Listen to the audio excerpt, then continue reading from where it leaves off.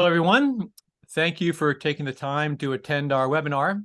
We are very excited to show you the Kyndi generative AI answer engine and believe that you'll be quite surprised at how we have addressed all the challenges you likely have heard of with respect to generative AI.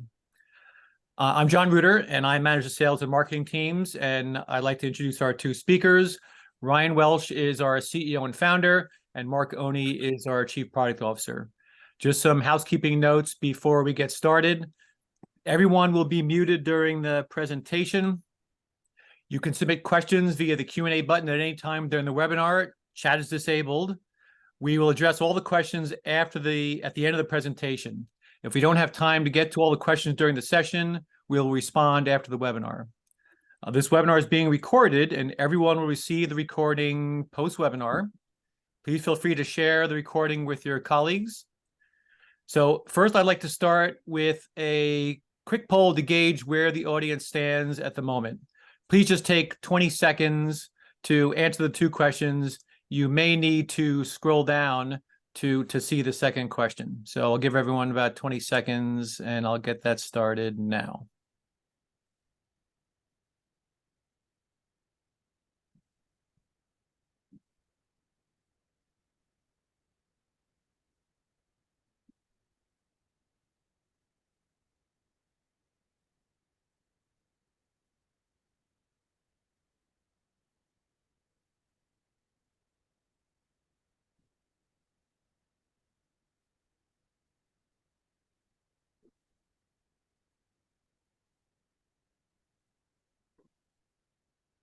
All righty. So looks like on the first question, what are your primary concerns with generative AI solutions? Looks like the top one is the accuracy and or the hallucinations. And that, I think, is common with what I think we've heard. Tied for second is losing control of your data to external LLM models and the time-consuming training required. And there's also a couple of folks who, at the moment anyway, don't have the skilled resource to put together a production-ready solution. On the second question, what is the status of deploying generative AI in your organization? Looks like everyone is sort of in the same boat, actively assessing for future evaluation. So thanks for participating in the poll. And now I will turn it over to Ryan to get started. Thank you, John. A few things that we're going to cover today. So we're going to introduce you all to the Kyndi generative AI answer engine. We're going to talk about the differences between our answer engine and some of the alternatives that are out there. And then Mark's going to do a really great demo for you all. And so we are all very familiar with the challenges of finding answers to our questions within the enterprise. The most credible research that I've seen out there is that employees spend about 20% of their time searching for information, which comes out to be about 1 day a week. Now, for external stakeholders, what we're seeing more and more is the demand for the right answer via self-service. And the solutions that we have out there today can lead to negative experiences because they aren't very intelligent. And so a negative chatbot experience can drive away 30% of customers for a brand. And when someone comes to a site to evaluate your company for putting them on a short list for buying your product or services, about half of B2B buyers now evaluate vendors just by looking at the website or other content. They don't even reach out to the vendor. And so not being able to get answers to critical questions can prevent your organization from getting onto this short list. And so what we've built here at Kyndi is a generative AI answer engine. It's an enterprise-grade end-to-end solution, leveraging all of the modern large language models and provides direct, accurate, and trustworthy answers directly to end users. And so we're completely changing this idea of search for information to this new era of ask questions, get direct, accurate, and trustworthy answers. And so it completely transforms the search experience. And so again, we're talking about getting direct answers. So gone are the days of typing in keywords into a search bar, the system not really understanding what you're looking for, hitting against a bunch of keywords, bringing back a list of mostly irrelevant documents that you then need to sift through to find your answer. We're now in this era where you can ask direct questions and get direct answers from systems. But importantly, in the enterprise, these answers need to be trustworthy. And so at Kyndi, what we've built is a system that only generates answers from trusted enterprise content.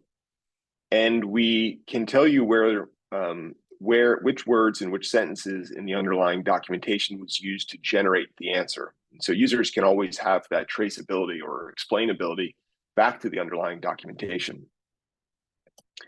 And uniquely here at Kyndi, we've bundled together everything that you need into a complete solution. And so there's a lot of piecemeal parts out there that you or your teams need to put together for an answer engine.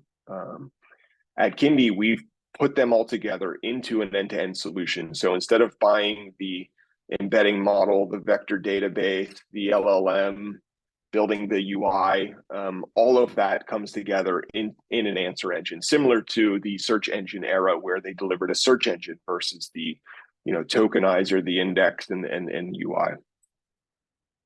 And so looking at the architecture of an answer engine, we see a kind of a common pattern among vendors. And so there's going to be an embedding model, there's going to be a vector store or some kind of storage and retrieval mechanism. Then there's going to be a generative model for synthesizing the single best answer out of the storage and retrieval mechanism. Some vendors just put together all the different pieces that are out there from other folks and kind of put them all together into a solution. What can be differentiated is the components of this architecture, and that's what we have a few differentiated components here at Kyndi, specifically the storage and retrieval mechanism, something we call cognitive memory. It's a vector and a graph store. And so let's get into each of these components of that architecture and just kind of share a little bit more about what it is that they do. And so these embeddings are numerical representations that enable semantic understanding of the content, and they capture context-specific information. And so for the knowledge management folks that are listening today, what you have historically done with building ontologies and taxonomies and managing thesauri, with these embeddings, you can start to capture some of that semantic information within a vector representation without having to kind of build that and manage that yourself or manually. These embeddings improve search recommendations and clustering of information because of that semantic understanding and because of that context-specific information. And so you're capturing that and you're storing that into a system that you can then recall that information. Now, what's unique here at Kyndi is the storage and retrieval mechanism. And so it is a vector database. It returns specific passages, sentences within the underlying documents versus a long list of documents compared to other search indexes and other things. It is also a graph, which means that it can capture additional semantic information that can't be captured in vectors. And so there's a limit to the amount of understanding that can be captured in vectors. And so using the graph representation, we're able to kind of go beyond what is capable of being captured in vectors.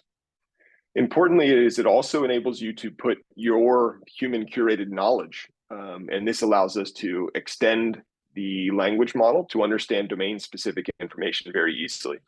And so while vectors are trying to replace knowledge management folks, we're trying to enhance their productivity. You can't get rid of knowledge management folks. There's important knowledge that they understand and they can manage. And so the idea here is to capture some of the semantics via embeddings, but then also enable knowledge management folks to encode that human curated knowledge into that representation. This form of AI is being called neurosymbolic AI, and we've been one of the pioneers in the space. Allows the system to quickly learn domain and industry specific terms and phrases, and it provides the explainability that I talked about previously. Now getting to this last piece is the generative AI piece. So once you store and retrieve information from a vector database or a search index or our Kyndi cognitive memory, you're ultimately going to push that information into a generative model, which synthesizes the single best answer. And so at Kyndi, we can leverage third-party models. We can use the open source models that are out there, so folks don't have to be concerned about security issues for proprietary data. Our summarization, because we're grounding everything in that trusted enterprise content, it is reliable. There are no hallucinations. It is up to date. And our system, that cognitive memory that we talked about previously, currently has state-of-the-art results in returning specific sentences from the underlying documents to answer a question. And so what that means is that you're putting a very targeted, signal-rich set of information into a generative model that then synthesizes the single best answer. A lot of other vector databases or search indexes, what you're going to get is you're going to get a bunch of documents that have a lot of noise versus signal, and you're going to push them into a generative model and tell the generative model to figure out. One of the challenges there is that the more information you push into a generative model, the lower the quality of the answer that it can synthesize, and the higher the probability of hallucinations. So you want to put a really signal rich piece of information into that generative model to synthesize the single best answer. And of course, we can show all the sources of that generative summary. So we can point you back to the underlying words and sentences that were used to generate the single best answer. And so the most prominent use cases that we're seeing across the board is probably what you all have seen as well, self-service customer support. So enabling external stakeholders to ask questions and get the right answers instantly. And then for the answers that are a little more sophisticated, self-service agent support. So empowering self-service agents to ask questions and get those direct answers, which then they can respond to the external stakeholders. And then even internal stakeholders with the self-service for employees. So there's knowledge repositories all across the enterprise. And so how do you enable people to ask natural language questions and get direct, contextually relevant and trustworthy answers? And with that, I'll hand it over to Mark for a demo. Thanks, Ryan. All right. So today I'll be demoing the powerful generative AI capabilities that are part of our Kyndi Clarity answer engine. I'll show 3 specific examples using a self-service use case, and it's built using content from E-Trade's public website for the demo. The Kyndi Clarity answer engine is a natural language and generative AI powered self-service product, and it's built on top of our best-in-class natural language platform. In this example of customer self-service with website visitors to the E-Trade website, Kyndi's answer engine is providing 3 key benefits.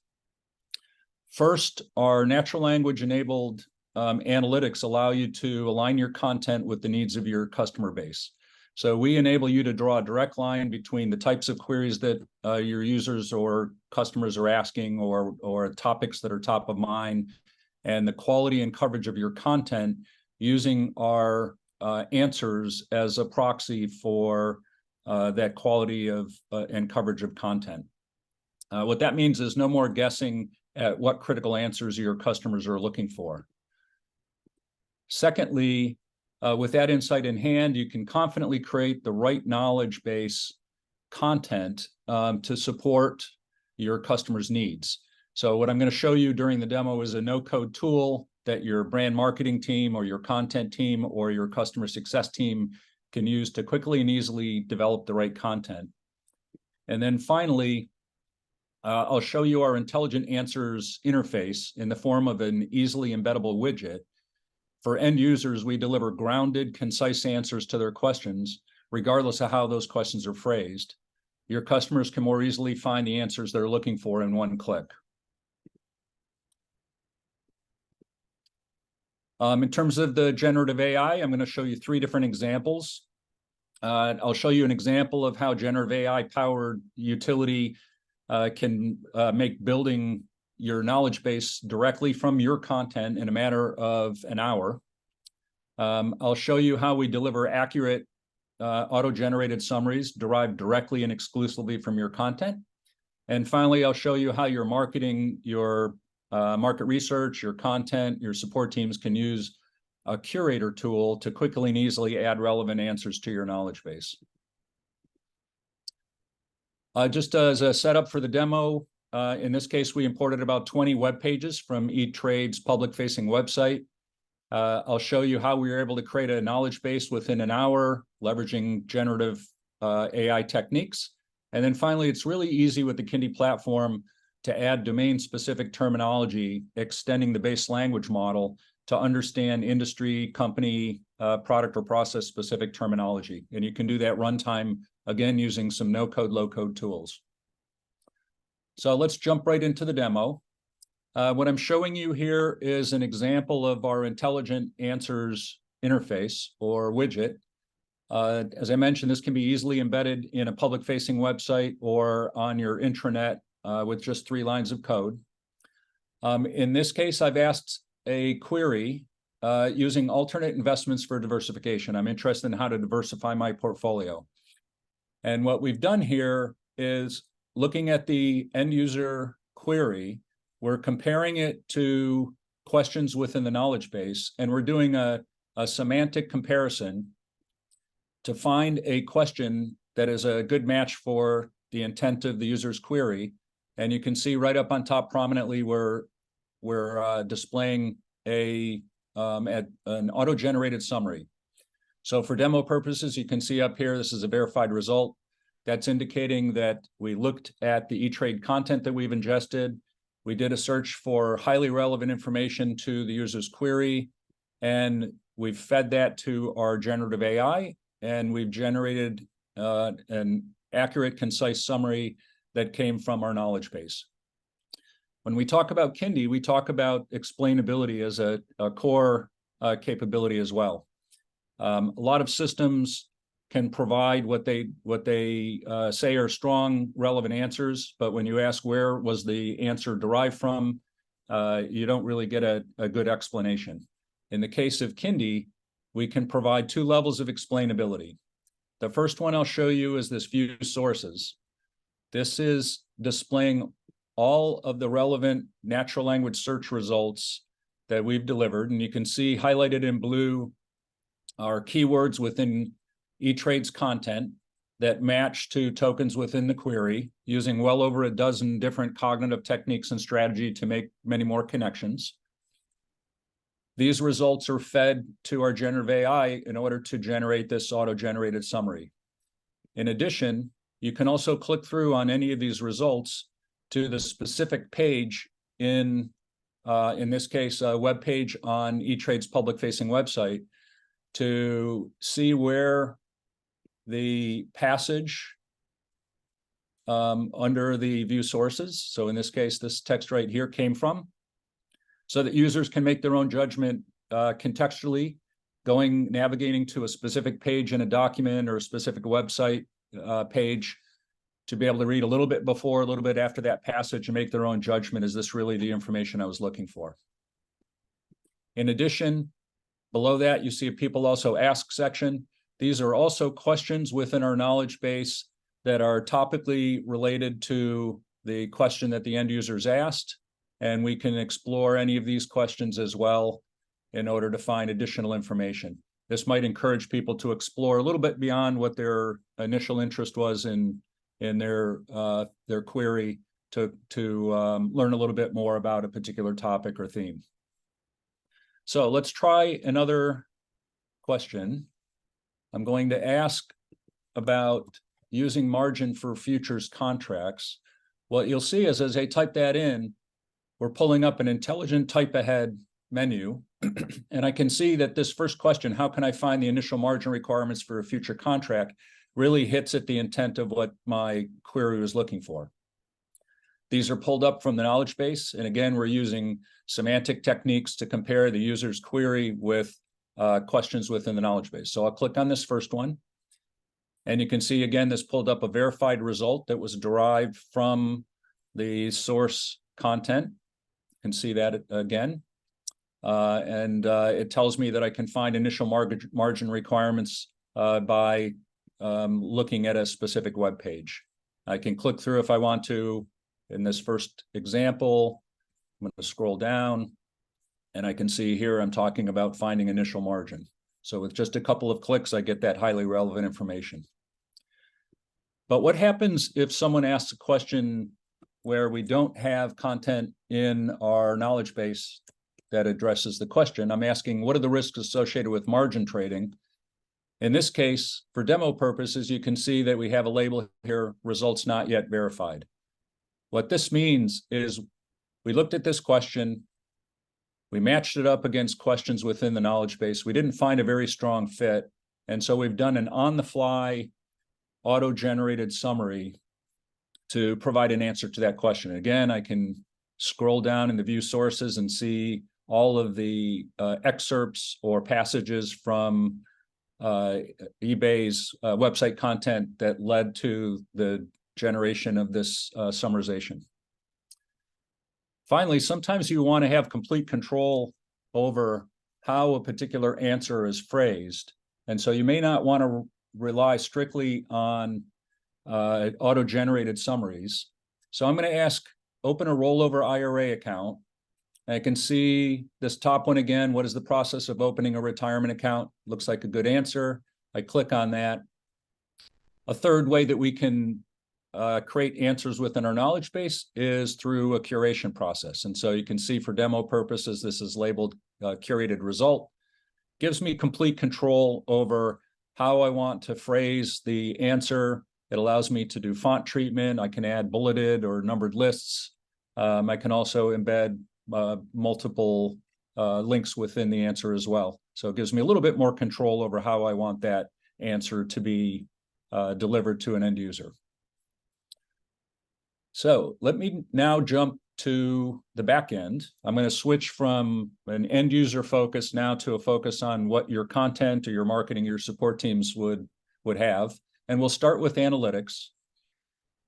When I mentioned that our analytics allow you to draw a direct line between customers' questions and needs and the quality and coverage of your content using the answers that we serve up as a proxy, this is exactly what this analytic panel is showing. You can see here a pie chart and 4 different tiers or buckets: excellent, strong, average, and weak.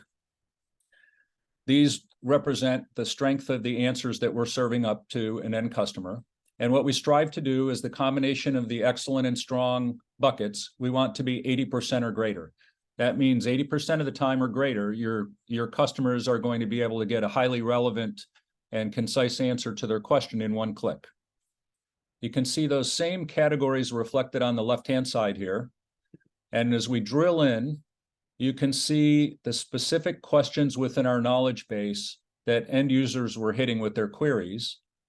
And if I expand each of these, you'll see in gray the actual queries that end users were asking.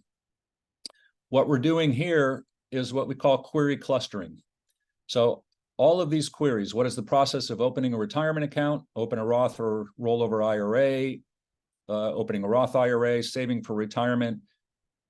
We use our natural language techniques to look at these end user queries and determine that they're all semantically similar to this question within the knowledge base.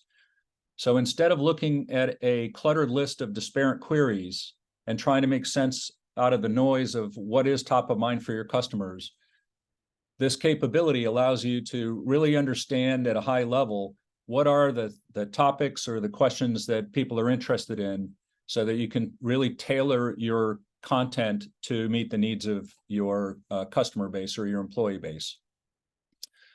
I can also click through on any of these questions, and it's going to bring up a tool, no-code tool called the Curator. This is the tool I mentioned earlier that is available to your support team or your documentation team or your marketing team. And as we look at queries, so let's go back to the widget. We asked, what is the process of, let's go to the query that we did on the fly here. So I'm going to get rid of this query and enter, what are the risks of margin trading? So recall that this was one that we generated on the fly. We run that same query in the Curator. What you're going to see is this curation tool provides you the same view to results that an end user would see.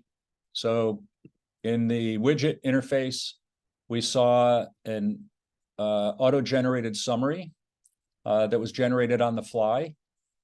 So on the left-hand side, we're looking at knowledge base content, and it indicates we didn't have a good, strong answer in the knowledge base, and as a result, we were generating something on the fly. If you look at the people also ask questions on the bottom, those same questions are reflected here on the left-hand side. People also ask. Since this was generated on the fly, we can view the sources of all of the organic search results. If I go back to the curator, here's this auto-generated summary. And then here are the exact same search results that you saw under view sources, so that I can determine exactly where this auto-generated summary was derived from. In this case, because we didn't yet have relevant content with the knowledge base, I can use the curator tool now to add this answer paired with this question to our knowledge base. And I have two options. The first is curate. In the case of a curated answer, I want control over the wording. It'll grab this exact text, marry it up with this question, add it to the knowledge base, and then I can go into an editor and make modifications to the content or the formatting of that content. Instead, what I'm going to do is click on verify. Verify is going to create a dynamic answer. So it'll still pair this summary up with this question, but the advantage of a verify answer, a dynamic answer, is if there are changes, in this case, to eBay's public-facing website, that maybe they have some updated verbiage around margin trading and the risks of margin trading that would affect this answer going forward, a dynamic answer can be flagged and automatically updated based upon changes in a customer's system of record source content to make maintaining the Kyndi Clarity knowledge base much easier. And I'll show you an example of that in a bit. So I'm going to click verify. You can see now that it's been added as a verified question to the knowledge base. I can go back to the hub, and I can see that this is now in draft. If I were to go ahead and publish, the next time I came into the intelligent answer widget, it would provide that then vetted, verified answer to that same question. If we, in terms of being able to keep track or keep the Kyndi Clarity knowledge base in sync with a customer's system of record content, this is one of the ways that we do that.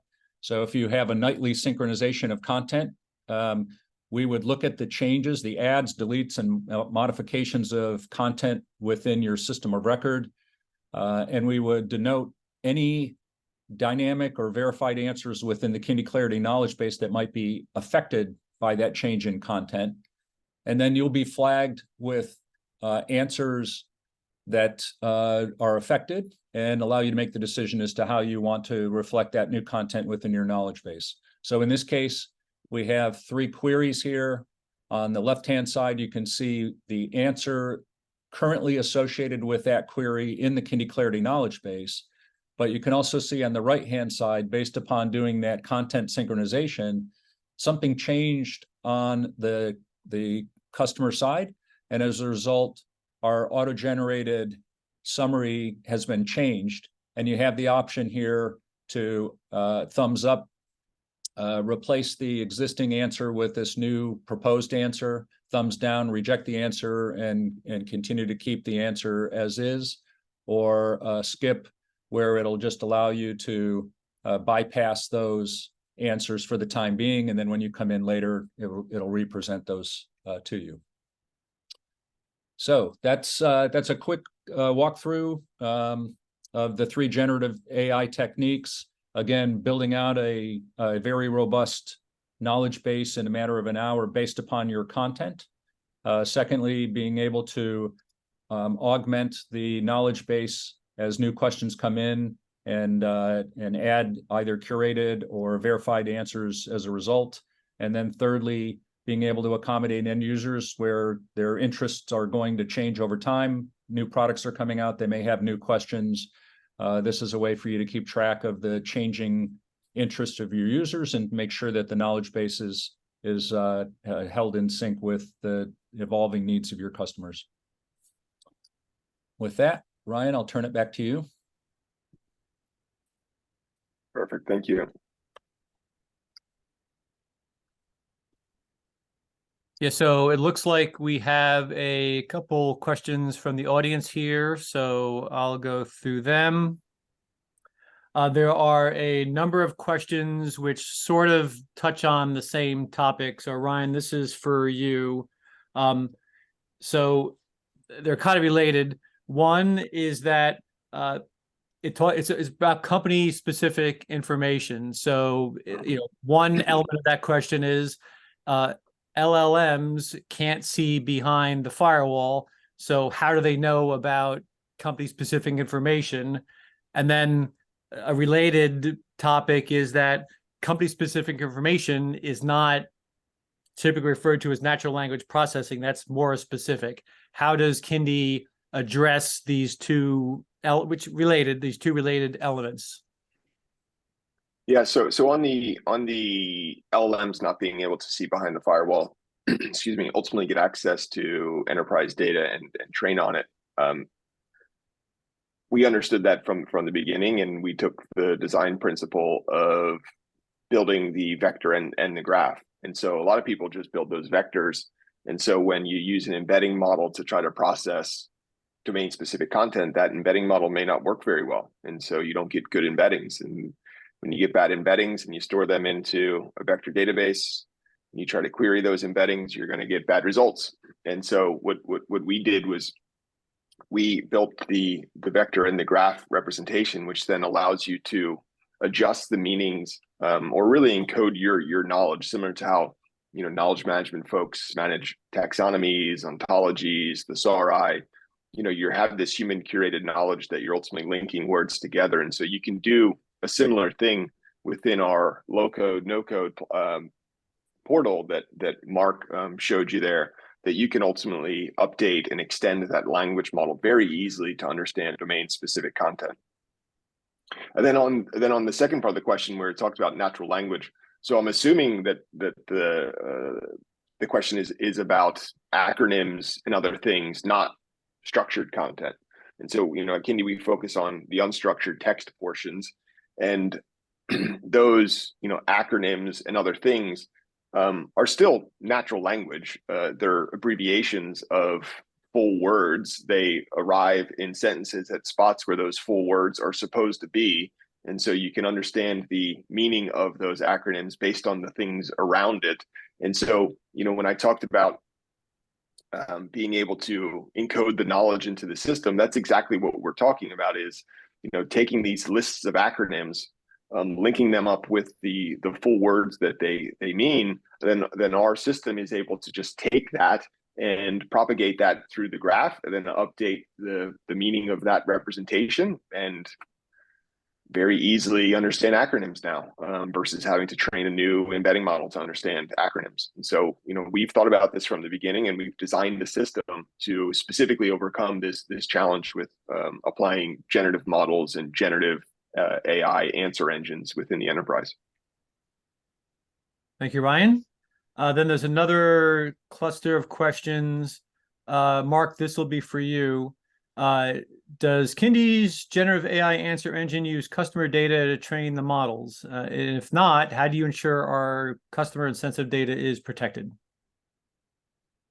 Yeah, sure. So we're an unsupervised learning model. So we do supervised learning at a platform level, but when it comes to customers' data, we're not training per se against the data. So we're not going through a typical machine learning process of aggregating, cleansing, annotating, and training and optimizing around that data.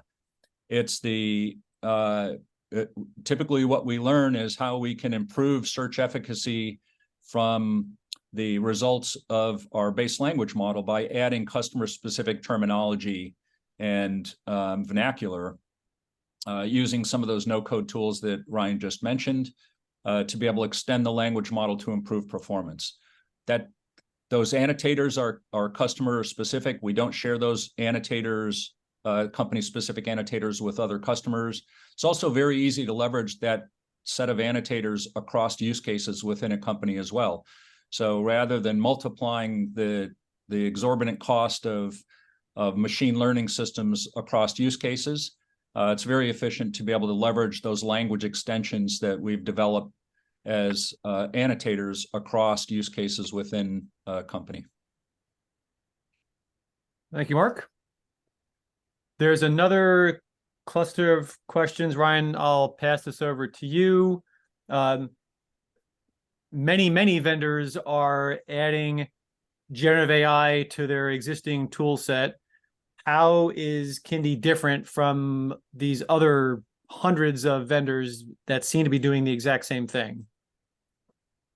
Yeah, there are a lot of search vendors that are now bolting on GPT models to synthesize hundreds of pages of bad results into a good answer. Candidly, I call that lipstick on a pig. No offense to the search vendors out there. The challenge is, as I spoke about earlier, is research shows that when you put a long list of documents into a GPT model and you tell it to synthesize the single best answer, the quality of the answer goes down and the likelihood of hallucination goes up. I mean, just think about it logically. If you gave someone 100 pages and you asked them a very specific question, that person may be able to read through those 100 pages and come up with the answer.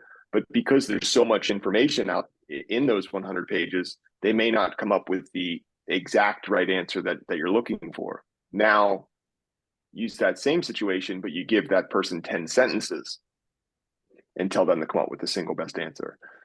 The higher probability that they're going to come up with the single best answer from those 10 sentences from those 100 pages. And so at Kyndi, what we're doing is we've designed an external memory system, this cognitive memory, to work specifically with large language models. We've done this from the beginning of the business, having these two systems work together.